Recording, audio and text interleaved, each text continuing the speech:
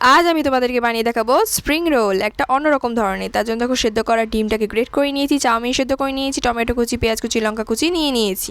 এরপর দেখো আমি ময়দাটাকে সুন্দর করে নুন আর তেল দিয়ে ময়ান দিয়ে নিয়েছি, রিফাইন তেল দিয়ে। তারপর ভালো করে ডোটাকে মেখে ছোটো ছোটো লেচি কেটে নিয়েছি। এবার একটা কড়াইয়ের মধ্যে তেল গরম করে তার মধ্যে পেঁয়াজ কুচি, লঙ্কা কুচি, টমেটো কুচিকে সুন্দর করে ভেজে নিয়েছি।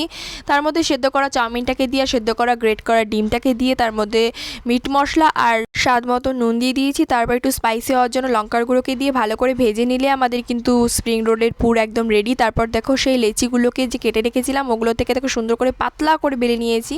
তারপর ওর মধ্যে পুরটাকে দিয়ে দিয়েছি চাউমিনের। তারপর দেখো স্প্রিং রোলগুলোকে ঘুরিয়ে ঘুরিয়ে নিলে কিন্তু আমাদের স্প্রিং রোলের শেপ একদম রেডি। তারপর গরম তেলের মধ্যে আমি আস্তে আস্তে এগুলোকে ভেজে নেব একদম মচমচে করে। আর পাতলা করে বেললে পরে কিন্তু আরও বেশি বেশি মচমচে হবে, তার জন্য আমি পাতলা করে বেলে নিয়েছিলাম। দেখো আমাদের স্প্রিং রোল কিন্তু একদম রেডি। খুব ভালো হয়েছিল খেতে, তোমরা একবার ট্রাই করো। তো আজকের মতো টাটা।